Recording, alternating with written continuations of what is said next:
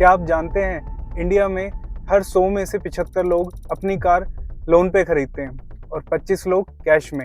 लेकिन आपके लिए क्या बेहतर है? और क्या कोई ऐसा भी तरीका है जिसको यूज़ करके पैसे बचाए जा सकते हैं?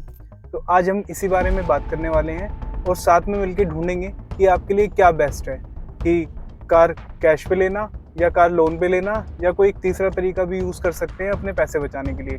तो चलिए फटाफट वीडियो को स्टार्ट करते हैं। तो सबसे पहला ऑप्शन है कि गाड़ी आप कैश में ले लें। अब कैश में लेने का जैसे मैंने आपको बताया कि 100 में से 25 लोग जो हैं वो कैश में लेना प्रेफर करते हैं गाड़ी। बट क्या इसके प्रोज है और क्या कौन से हम डिस्कस कर लेते हैं। तो सबसे पहला जो प्रोज है इसका कि जैसे ही आप गाड़ी कैश में लेंगे तो एक जो दिमाग में आती है गाड़ी लोन पे लेते टाइम, यार हर महीने ईएमआई का कोई झंझट नहीं होगा। यानी आपने गाड़ी खरीदी और आप उसके ओनर बन चुके हैं, ना उसका कोई आपकी आरसी में मेंशन होगा कि वो गाड़ी फाइनेंस है, आपकी ओनरशिप रहेगी उस गाड़ी की, ठीक है, और कोई ईएमआई का बर्डन नहीं होगा, ठीक है। साथ ही साथ ये होता है कि कई बार ऐसा होता है कि हम गाड़ी खरीद लेते हैं और फिर हमें लगता है कि यार ये गाड़ी उतनी अच्छी नहीं है या फिर उतना मतलब जो हमसे एक्सपेक्टेशन थी, जो हमारी एक्सपेक्टेशन थी इस गाड़ी को लेके, अब ये फुलफिल नहीं कर पा रही है। तो उस केस में हम क्या कर सकते हैं कि हम साल 2 साल बाद उस गाड़ी को बेच सकते हैं आराम से, उसमें कोई भी इशू नहीं आएगा। अदरवाइज आप जाके बैंक वालों के चक्कर काटोगे कि भैया इसकी क्या आउटस्टैंडिंग है, हम उसको रीपेमेंट करते हैं। कई बार क्या होता है, रीपेमेंट्स करते टाइम जो है हमें चार्जेस भी पे करने पड़ते हैं, उन पे टैक्सेस भी लगते हैं, तो उस वाले झंझट से आप बच जाओगे। ये है आपका प्रोसेस अगर आप गाड़ी कैश में लेते हो। अब बात करते हैं इसके कॉन्स के बारे में। तो कॉन्स में सबसे पहले हम आ जाते हैं कि अगर आप गाड़ी कैश में लेते हैं तो सबसे पहली बात यह है कि आपकी जो बड़ी एक सेविंग अमाउंट है वो एकदम से है ना आपके अकाउंट से डिसअपेयर हो जाता है। कि जैसे अगर मान लो कोई 6 लाख की गाड़ी लेने जा रहा है और उसके अकाउंट में 6.5 लाख रुपए थे, तो जैसे ही वो एक पेमेंट करेगा तुरंत उसके अकाउंट से सारा पैसा निकल जाएगा। तो इस केस में हो सकता है कि बार इमरजेंसी के लिए भी उसके पास पैसा न बचे, ठीक है। दूसरा कौन इसका क्या है कि आपके पास लिमिटेड ऑप्शन हो जाते हैं गाड़ी के, ठीक है। अब मान लीजिए जैसे किसी का 7 लाख का बजट है, वो गाड़ी खरीदने जाता है और उसको एक लगता है कि यार ये वैल्यू फॉर मनी इतना वेरिएंट नहीं है जितना कि इसका 8 लाख वाला है। तो अब वो 7 लाख का क्योंकि उसका बजट था कैश में लेने का, तो वो अब अगर 1 लाख रुपए का लोन लेता है तो फिर वो पर्पज ही डिफीट हो गया। वो कैश में वो सारी चीजें उसको मिली जाएंगी, ईएमआई भी उसकी आई जाएंगी, ज्यादा नहीं होगी बट वो एग्जिस्ट करेंगी ईएमआई भी। तो उसका जो झंझट से निकलने का था ना सबसे पहले आदमी को, क्योंकि कैश में लेते टाइम यही वो सोचता है कि यार मुझे कोई टेंशन नहीं चाहिए, मुझे एक बार बस मैंने गाड़ी ले ली तो वो मेरे नाम हो जाए, मुझे कोई ईएमआई वगैरह ना देनी पड़े। अब अगला ऑप्शन है कार लोन पे लेना। और जैसे कि मैंने आपको बताया कि 100 में से 75 लोग गाड़ी लोन पे लेना प्रेफर करते हैं। तो ऐसा क्यों है और इसके क्या कौन से क्या प्रोज है ये भी हम जानते हैं। तो भाई सबसे पहला जो इसका प्रोज निकल के आता है वो ये है कि आपके पास जब आप गाड़ी लेने जाते हो तो आपको फुल पेमेंट करने की जरूरत नहीं पड़ती, ठीक है। कि मान लो कोई 8 लाख की गाड़ी है तो अगर आपकी प्रोफाइल अच्छी है, सिविल स्कोर आपका अच्छा है, तो हो सकता है 1 लाख रुपए लेके भी गाड़ी वो फाइनेंस हो जाए आपको। तो आपको कोई ज्यादा बड़ी पेमेंट देने की जरूरत नहीं है और गाड़ी अपने आप आपके मतलब ये कि आपको मिल जाएगी, आपको पूरी पेमेंट करने की जरूरत नहीं है। जो आपकी सेविंग है वो इंटैक्ट रहेगी बिल्कुल, है ना। आप उसको मंथली जो है आपका ईएमआई आप उसको रीपेमेंट्स कर सकते हो, जैसे जैसे आपकी सैलरी या बिजनेस से जो इनकम आती है आप उसको रीपेमेंट्स कर सकते हो। दूसरा ये भी है कि इसका प्रोजेक्ट ये भी आता है कि अगर आप मान लो आपका बजट था 8 लाख रुपए, अब आप लोन ले रहे हो तो आपको पता चल गया यार की गाड़ी एक 9 लाख रुपए का इसका वेरिएंट आता है, जो कि जो मुझे फीचर्स चाहिए, जो जो मुझे गाड़ी में चाहिए वो इस 9 लाख वाली में मिल रहे हैं। तो आप वो 9 लाख रुपए वाला भी ऑप्शन चूज कर सकते हो, क्योंकि आपको ईएमआई पे गाड़ी लेनी है, आपको एकदम से भी पेमेंट करने की जरूरत नहीं है। बट मैं एक और डिस्क्लेमर इसके साथ देना चाहूंगा कि ऐसा ना हो कि आप अपने लोन के चक्कर में आप उस बजट को बढ़ाते हुए चले जाइए, क्योंकि इवेंचुअली वो आपको भरना बाद में आपको ही पड़ेगा और इंटरेस्ट आप ही पे करोगे। तो अभी हम इसके कॉन्स पे ही आ जाते हैं और सबसे पहला जो पार्ट है वो यही है कि आपको अगर आप गाड़ी लोन पे लेते हो तो उसमें सबसे पहले चाहिए आपको एक लॉन्ग टर्म कमिटमेंट चाहिए, है ना। कि भाई अब जैसे गाड़ी की ईएमआई लोग लेते हैं तो जनरली 2-3 साल एटलीस्ट होती है और बैंक तो 7-7 साल तक ऑफर कर रहे होते हैं।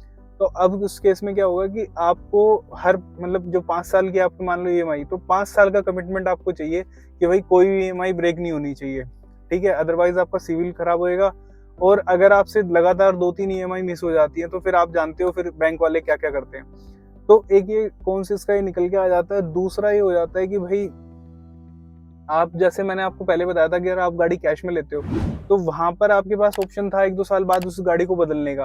बट यहाँ पर क्या है कि आपको पहले रीपेमेंट्स में जाना पड़ेगा, वहाँ पे बैंक के दरवाजा खटखटाने पड़ेंगे कि भैया क्या बचा है, क्या आउटस्टैंडिंग है। फिर आपको लगेगा कि यार जो मैंने 1-2 साल में पैसे दिए 3 साल की ईएमआई में, उसमें तो ज्यादातर इंटरेस्ट वाला पार्ट निकल गया, है ना। तो ये वाला इशू आता है। तीसरा क्या होता है भाई, जो गाड़ी आपने 10 लाख रुपए की ली थी, अब मान लो 5 साल के लिए आपने ईएमआई पे ली, कुछ कराया, तो आप देखोगे है ना वो 2-3 लाख रुपए आपको महंगी पड़ जाएगी। तो 10 लाख की गाड़ी आपको 13 लाख की पड़ जाएगी, 13.5 लाख की पड़ जाएगी। और रेट ऑफ इंटरेस्ट के ऊपर बात है कि आपको क्या मिला है, उस हिसाब से वो गाड़ी महंगी पड़ जाएगी। अब हम बात करते हैं कि भाई जो तीसरा तरीका है वो क्या हो सकता है। अब देखो, आपको मैंने दोनों तरीके बता दिए, दोनों चीजों के मैंने प्रोज भी बता दिए, आपको कौन सी भी बता दिए।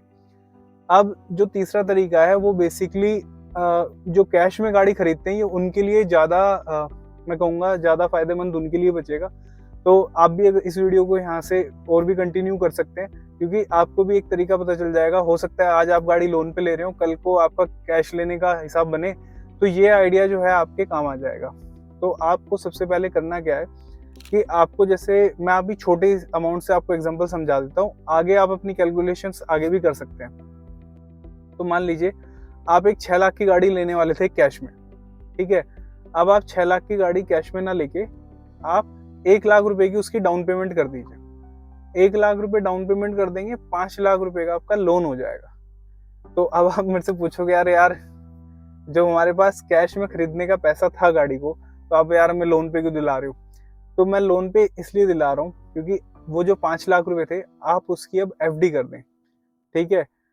5 साल के लिए, 5 साल के लिए आपने 5 लाख का लोन ले लिया, तो उसकी कैलकुलेशंस आप देखेंगे कि अगर आप एफडी कराएंगे तो आज की डेट में 7.1% के अराउंड आपको इंटरेस्ट मिल रहा है ईयरली, ठीक है। और आप करेंगे उसकी रीपेमेंट जो करेंगे अपने कार लोन अकाउंट की, वो 9.3% के हिसाब से आपको लोन मिलता है, ठीक है। बट यहाँ पर ये देखने वाली बात है कि जो 7.1% का आपको लोन जो इंटरेस्ट मिल रहा है ना उस एफडी पे, वो फिक्स्ड है, और वो 5 लाख रुपए आपने पहले दिन ही दे दिए। दूसरी तरफ क्या है, जो आपने लोन लिया है वो उस पे आपको इंटरेस्ट रिड्यूसिंग है, वो धीरे धीरे कम होगा। तो अब मैं आपको इसकी स्क्रीन पे कैलकुलेशन दिखाने वाला हूँ, तो इस कैलकुलेशन के आप तुरंत समझ जाएंगे। तो मैं भी अपनी स्क्रीन खोल लेता हूँ और आपको साथ ही साथ बता देता हूँ। जैसा कि अब आप अपनी स्क्रीन पे देख पा रहे हैं, जो आपने 5 लाख रुपए की एफडी कराई थी, अब वो 5 साल बाद 7,10,873 की हो चुकी है, ठीक है। और इसके बाद अब और भी हैरान होंगे आप कि जो आपने 5 लाख रुपए का लोन लिया था 9.3% के हिसाब से, जो कि 7.1 के हिसाब से जो आपको रिटर्न मिल रही थी उस हिसाब से महंगा था। आपने जो अब रीपेमेंट करी उस अमाउंट की, यानी कि आपने जो 5 लाख का लोन लिया था, अब उसकी जो रिपेमेंट्स टोटल बनी वो तकरीबन बनी 9.3% के हिसाब से 6,27,000 रुपये टोटल पेमेंट बनी, ठीक है। 5 लाख रुपए का लोन लिया था, तो टोटल जो आपने इंटरेस्ट के साथ पे किया उसमें 6,27,128 रुपये पे किए, जबकि आपका इंटरेस्ट गया 1,27,000 रुपये का। दूसरी तरफ आपने एफडी में जो रिटर्न कमाया वो कमाया 2,10,000 रुपये का, ठीक है। तो इससे आपके काफी पैसे बच गए इस मेथड से। लेकिन मैं इसके साथ ये भी बताना चाहता हूँ कि इसको यूज करने के लिए आपको मंथली ईएमआई भी अपनी बैलेंस करनी पड़ेगी साथ ही साथ, है ना। तो वो भी ऑप्शन आपको रखना पड़ेगा कि भैया आपके पास कैश के पैसे थे, फिर भी आपने गाड़ी ईएमआई पे ली, और फिर उसके बाद आपने ईएमआई भरी भी, और फिर उसके एफडी के मैच्योर होने के 5 साल वेट भी किया, तो खैर वहां पर फिर भी हमारे पैसे कुछ बच गए। दूसरा, मुझे जो लोन पे लेना गाड़ी इसलिए भी अच्छा लगता है, जो मेरी पर्सनल प्रेफरेंस है उसमें ये है कि भाई मैं जब गाड़ी लोन पे लेता हूँ तो मैं कुछ उसमें लोन के अंदर कुछ ऐसे इंश्योरेंस के कंपोनेंट डलवा सकता हूँ जो कि मेरे लोन को और मुझे दोनों को ही सिक्योर करते हैं। अब जैसे मेरे पास एक लोन है, तो उसमें इसे आप लोन सुरक्षा की तरह समझ सकते हैं। तो जैसे अगर किसी की नौकरी चली जाती है, तो उसमें क्या होता है कि वो 5-6 महीने या 3 महीने के लिए, ये हर बैंक का अलग अलग इंश्योरेंस होता है। आप अपनी गाड़ी फाइनेंस कराते हो तो उनसे इस बारे में जरूर बात कर सकते हैं, क्योंकि बुरा टाइम पता नहीं होता। जैसे 4-5 साल एक लंबा पीरियड होता है, तो उसमें आपकी नौकरी है, हेल्थ आपकी अच्छी है या नहीं है, हम तो चाहेंगे कि आपकी हेल्थ हमेशा अच्छी रहे, बट मिस हैपनिंग किसी के साथ भी हो सकती है। तो उसमें लोन सुरक्षा वाले जो कंपोनेंट होते हैं ये काफी हद तक हमें कवर देते हैं। तो अगर कोई लोन है जिसमें किसी की नौकरी चली गई है, तो वहाँ पे कुछ टाइम तक वो ईएमआई वो जो लोन सुरक्षा वहाँ पे दी गई थी उससे मैनेज हो जाता है। तो वहाँ पे ये चीज़ की भी टेंशन नहीं है। तो दोस्तों ये थे कार खरीदने के 3 तरीके, जिसमें से 2 सब लोग यूज़ करते हैं, एक तीसरा मेरा खुद का तरीका था। ठीक है? तो आपको कौन-सा तरीका अच्छा लगा ये हमें कमेंट सेक्शन में ज़रूर बताना। और आप अपनी अगली गाड़ी कैसे खरीदने वाले हो? लोन पे, कैश पे या हाइब्रिड तरीका जो मैंने आपको बताया उस पे। तो आज के लिए वीडियो में बस इतना ही। जल्दी मिलते हैं नेक्स्ट वीडियो में, और ऐसे ही और ऑटोमोबाइल कंटेंट के लिए सब्सक्राइब करें वैल्यू ड्राइव को। तब तक के लिए राम राम।